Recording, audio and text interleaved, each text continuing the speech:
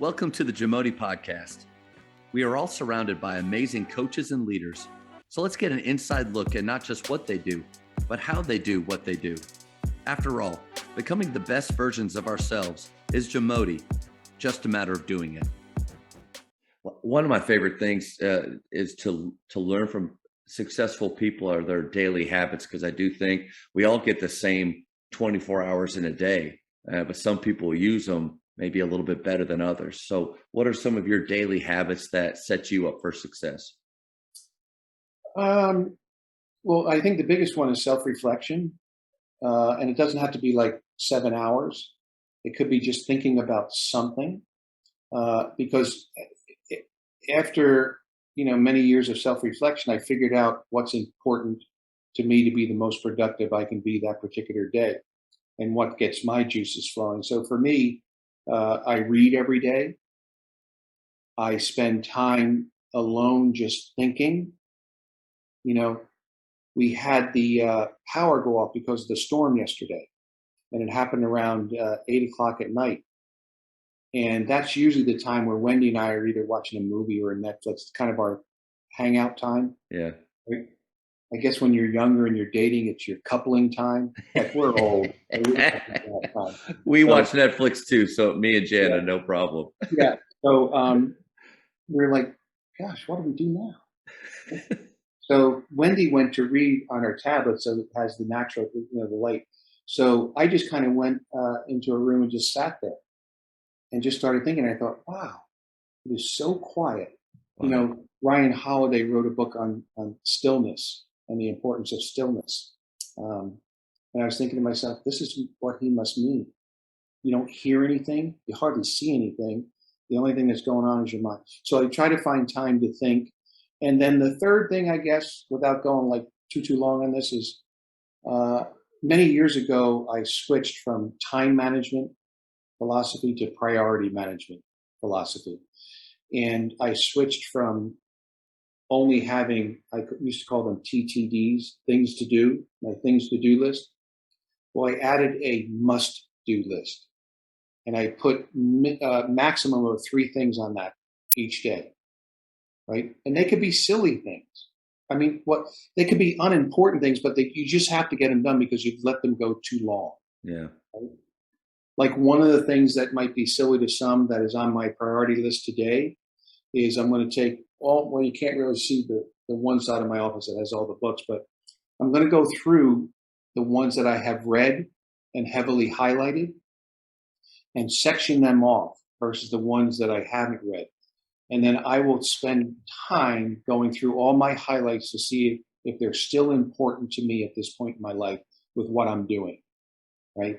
So it may not be like a priority to some other people, but I've been putting that off for so long. And I know that I need to do it because it helps me with my speaking, to kind of review some things that I've learned from other people.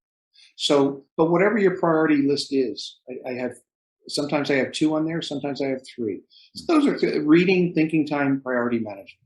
A little bit more on reading. I'd love to hear just kind of the types of books that you like to read. But then when you're highlighting, you mentioned going back through them now and seeing the things that you've highlighted in the moment.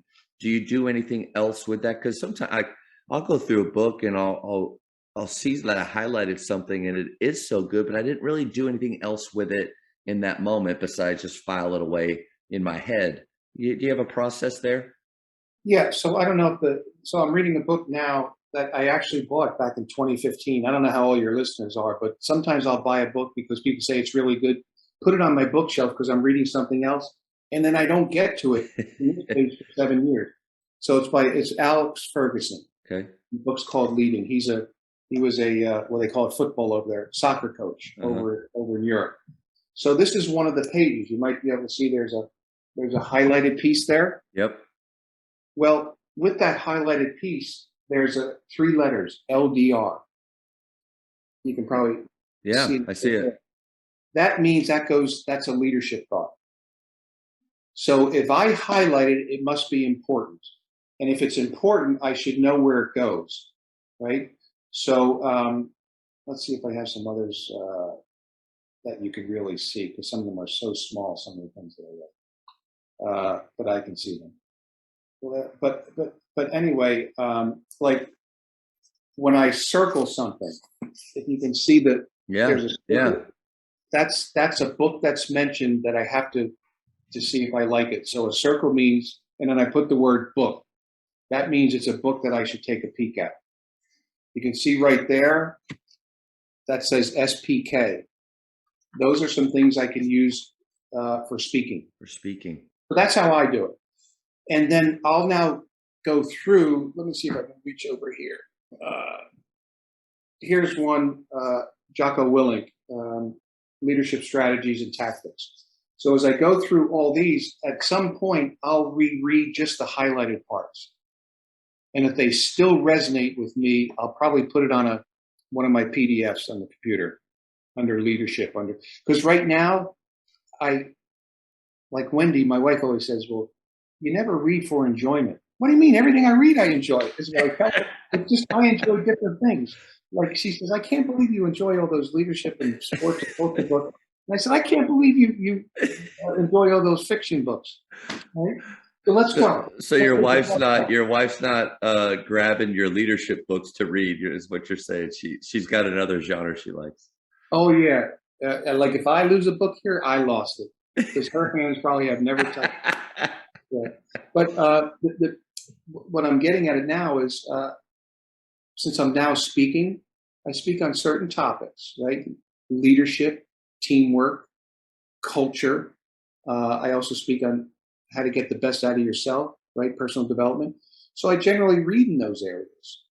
So as I go through each book, at the end, I'll say to myself, okay, in my current state of mind, is this something I still would have highlighted? Mm-hmm. If so, then that goes on the PDFs. And it spurs a thought in me that I might be able to use, or I may attribute it in a talk that Alex Ferguson in his book Leading said this, and I think it's a pretty good idea that all of us in this room, in this convention center, should put thought to. So that's how I do it. That's awesome, because I've never had a good process for taking the things that do jump out at me in a book, but how could I place them, use them, and just not let it fade away in a way. That's great. And that's why I don't try and use them immediately unless they really jump out. If something really jumps out, I have what I call a WILT notebook, WILT, and that's an acronym for What I Learned Today. And only things that big time jump out where I put in that book, right? And that's over in the top right portion of my desk. So, and sometimes I'll put it on a little piece of paper as I'm going through it, and then I'll transfer it. So you might say, well, that's a lot of transferring, but the more I transfer it, the more it locks. Ryan Holiday, I mentioned him. He's a terrific author and speaker. And he writes often on the world of the Stoics, the ancient philosophers. And the way Ryan does it is he has index cards. And every time he comes across a good quote or something in a book, he actually hand writes it on a card and then files it in a category, whatever, philosophy. Yeah. He wrote a book on stillness, so it might go in the stillness thing. And he's got these plastic containers that fit perfectly, the index cards. I think he even has a YouTube on it, how I take notes off of my reading. Thank you for checking out today's episode. Please take a moment to subscribe to this podcast, share it with your fellow coaches, and find us on social media for what's coming up next on the JAMODI podcast. It's just a matter of doing it.